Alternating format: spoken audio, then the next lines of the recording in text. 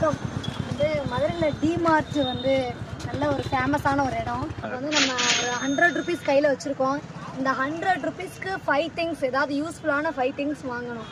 இதுதான் இன்னைக்கு task. So அதை நம்ம இன்னைக்கு பார்ப்போம்.